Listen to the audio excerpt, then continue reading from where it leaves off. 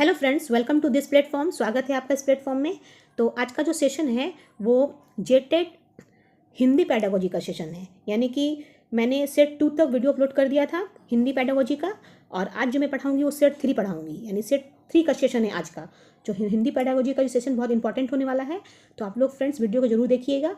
ठीक है, तो हम लोग वीडियो स्टार्ट करते हैं। तो आज का जो पहला क्वेश्चन है, भाषा अर्जन के संदर्भ में निम्न में से कौन सा कथन सर्वाधिक उपयुक्त है? केवल भाषा औपचारिक शिक्षण से अर्जित होती है या भाषा अर्जन सामाजिक अंतःक्रिया एवं अर्थपूर्ण संदर्भों में स्वाभाविक रूप से होता है, या भाषा सीखना मुख्यतः व्याकरण के नियमों पर निर्भर करता है, या भाषा का विकास केवल अनुकरण से होता है? इसका राइट आंसर जो होगा वो ऑप्शन नंबर आपका बी होगा। यानी भाषा अर्जन सामाजिक अंतःक्रिया एवं अर्थपूर्ण संदर्भों में क्या होता है? स्वाभाविक रूप से होता है। यानी कि भाषा अर्जन सामाजिक अंतःक्रिया का क्या है? स्वाभाविक रूप होता है। यानी भाषा केवल नियमों से नहीं होता है, बल्कि परिवार, समाज और संवाद के माध्यम से स्वाभाविक रूप से सीखी जाती है। इसलिए ऑप्शन नंबर जो बी है बिल्कुल राइट आंसर है।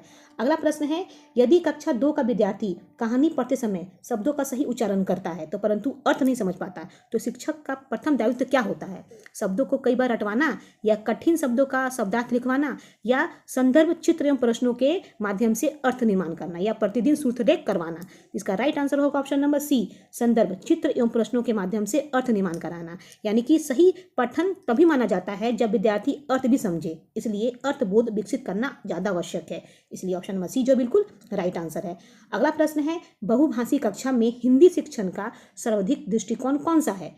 केवल हिंदी बोलने के लिए बाध्य करना, मातृभाषा के प्रयोग पर पूर्ण प्रतिबंध लगाना, या विद्यार्थियों की मातृभाषा को सीखने के संसाधन के रूप में उपयोग करना, या केवल पाठ्य पुस्तक आधारित शिक्षण करना? ठीक है, तो इसका राइट आंसर होगा ऑप्शन नंबर सी, विद्यार्थियों की मातृभाषा को सीखने के संसाधन के रूप में उपयोग करना। यानी बहुभाषी कक्षा में मातृभाषा सीखने का आधार बनती है और नई भाषा सीखने में सहायता करती है। इसलिए ऑप्शन नंबर सी है बिल्कुल राइट आंसर। निम्नलिखित में से कौन सा प्रश्न विद्यार्थियों में उच्च स्तरीय चिंतन को सर्वाधिक प्रोत्साहित करेगा? कहानी का शीर्षक क्या है? कहानी किससे लिखी है? यदि तुम कहानी के पात्र होते तो अंत कैसे बदलते और क्यों? कहानी में कितने पात्र हैं? इसका राइट आंसर है ऑप्शन नंबर सी, यदि तुम कहानी के पात्र होते तो अंत कैसे बदलते और क्यों? तो यह प्रश्न विश्लेषण, कल्पना और तर्क को बढ़ावा देता है, यानी हायर ऑर्डर थिंकिंग को बढ़ावा देता है। इसलिए ऑप्शन नंबर सी जो बिल्कुल राइट आंसर है। अगला प्रश्न है, भाषा की त्रुटियां सीखने की प्रक्रिया का स्वाभाविक भाग है। यह विचार किस शिक्षण दृष्टिकोण से सर्वाधिक संबंधित है? व्यवहारवाद, रचनावाद, या दंडात्मक शिक्षण, या व्याख्यान विधि? तो इसका राइट आंसर है यहाँ पे रचनावाद। ठीक है, रचनावाद कैसे है? देखिए, रचनावाद के अनुसार त्रुटियां सीखने की स्वाभाविक प्रक्रिया का हिस्सा होता है और उनसे सीखने का अवसर भी मिलता है। इसलिए ऑप्शन नंबर जो बी होगा बिल्कुल राइट आंसर होगा। और अगला प्रश्न है, प्राथमिक स्तर पर व्याकरण पढ़ाने का सबसे उपयुक्त तरीका क्या है? नियम पहले, उदाहरण बाद में, केवल परिभाषाएं याद करवाना, भाषा प्रयोग के संदर्भ में नियम की खोज करवाना, या प्रतिदिन व्याकरण परीक्षा लेना? तो इसका राइट आंसर जो होगा ऑप्शन नंबर सी होगा, भाषा प्रयोग के संदर्भ में नियमों की खोज करवाना। यानी प्राथमिक स्तर पर व्याकरण अलग से रटाने की बजाय भाषा के प्रयोग के माध्यम से सिखाना अधिक प्रभावी होता है। इसलिए ऑप्शन नंबर सी जो है बिल्कुल राइट आंसर है। अगला प्रश्न है, निम्न में से कौन सी गतिविधि पठन बोध के विकास के लिए सबसे प्रभावी मानी जाएगी? अनुच्छेद को 5 बार पढ़ना, अनुच्छेद से कठिन शब्द लिखना, पढ़े गए पाठ का अनुमान, निष्कर्ष एवं तर्क आधारित प्रश्न पूछना, अनुच्छेदन कंठस्थ करना? इसका राइट आंसर होगा ऑप्शन नंबर सी, पढ़े गए पाठ के अनुमान, निष्कर्ष एवं तर्क आधारित प्रश्न पूछना। यानी कि इससे विद्यार्थियों की पठन बोध और चिंतन क्षमता विकसित होती है। इसलिए ऑप्शन नंबर सी जो बिल्कुल राइट आंसर है। अगला प्रश्न है, भाषा शिक्षण में इसके फोल्डिंग का अर्थ है केवल उत्तर पर बता देना, या विद्यार्थी को उसकी आवश्यकता के अनुसार क्रमिक सहायता देना, या गृह कार्य अधिक देना, या केवल प्रतिभाशाली विद्यार्थियों की सहायता करना? इसका राइट आंसर होगा ऑप्शन नंबर बी, विद्यार्थियों को उसकी आवश्यकता के अनुसार क्रमिक सहायता देना। यानी कि इसके फोल्डिंग का अर्थ होता है कि आवश्यकता के अनुसार सहायता देकर धीरे धीरे विद्यार्थी को स्वतंत्र बनाना। इसलिए ऑप्शन नंबर बी जो बिल्कुल राइट आंसर है। अगला प्रश्न है, निम्नलिखित में से कौन सा मूल्यांकन भाषा सीखने को सबसे अधिक समर्थन देता है? केवल परीक्षा, वार्षिक परीक्षा, केवल मौखिक परीक्षा, या सतत एवं समग्र मूल्यांकन के अंतर्गत विविध गतिविधियों आधारित मूल्यांकन, या केवल वस्तुनिष्ठ परीक्षा? इसका राइट आंसर होगा ऑप्शन नंबर सी, यानी कि सतत एवं समग्र मूल्यांकन के अंतर्गत विविध गतिविधि आधारित मूल्यांकन। यानी कि निरंतर और बहुआयामी मूल्यांकन भाषा सीखने को बेहतर समर्थन देता है। इसीलिए यहाँ पे ऑप्शन नंबर सी जो बिल्कुल राइट आंसर होगा। अगला प्रश्न है, भाषा शिक्षण में साझा पठन, शेयर्ड रीडिंग का मुख्य उद्देश्य है? पाठ याद करवाना, शिक्षक एवं शिक्षार्थी द्वारा मिलकर अर्थ निर्माण करना, या कठिन शब्दों की सूची बनाना, या व्याकरण सीखना। तो इसका राइट आंसर होगा ऑप्शन नंबर बी, शिक्षक एवं विद्यार्थियों द्वारा मिलकर अर्थ निर्माण करना। यानी कि शेयर रीडिंग का उद्देश्य होता है सामूहिक रूप से पाठ का अर्थ समझना, इसलिए ऑप्शन नंबर बी जो है बिल्कुल राइट आंसर है। अगला प्रश्न है, एनईपी 2020 के अनुसार प्रारंभिक भाषा शिक्षण का प्रमुख आधार क्या होना चाहिए? विदेशी भाषा, मातृभाषा, स्थानीय भाषा, केवल हिंदी या केवल अंग्रेजी? इसका राइट आंसर होगा ऑप्शन नंबर बी, मातृभाषा यानी स्थानीय भाषा। ठीक है, अगला प्रश्न है, यदि कोई विद्यार्थी कहानी पढ़कर वैकल्पिक अंत लिखता है तो वह मुख्यतः किस भाषा कौशल का प्रदर्शन कर रहा है? श्रवण, पठन, रचनात्मक लेखन या सुलेख? इसका राइट आंसर होगा आपका ऑप्शन नंबर सी, रचनात्मक लेखन। यानी कि कहानी का वैकल्पिक अंत लिखना सृजनात्मक सोच और लेखन कौशल का उदाहरण है, इसलिए ऑप्शन नंबर सी जो बिल्कुल राइट आंसर है।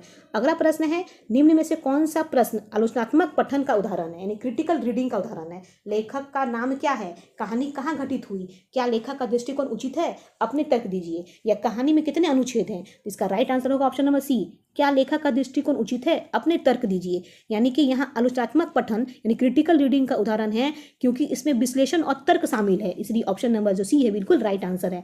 अगला प्रश्न है, भाषा शिक्षण में पोर्टफोलियो का उद्देश्य है केवल अंक देना, विद्यार्थी की दीर्घकालिक प्रगति का दस्तावेज तैयार करना, या गृह कार्य जमा करना, या उपस्थिति दर्ज करना? इसका राइट आंसर होगा ऑप्शन नंबर बी, विद्यार्थियों की दीर्घकालिक प्रगति का दस्तावेज तैयार करना।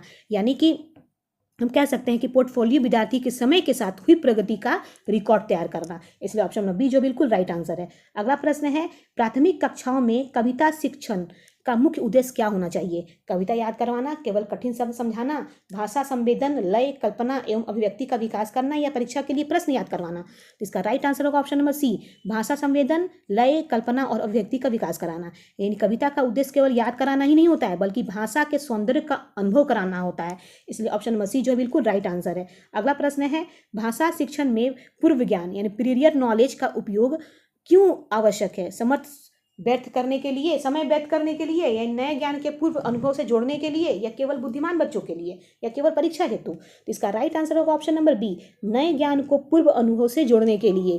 यानी कि जो पूर्व ज्ञान होता है वो नया ज्ञान समझने और अस्थायी अधिगम में सहायता करता है, इसलिए ऑप्शन नंबर बी जो है बिल्कुल राइट आंसर है। अगला प्रश्न है, निम्न में से कौन सा कार्य भाषा के समेकित शिक्षण का उदाहरण है?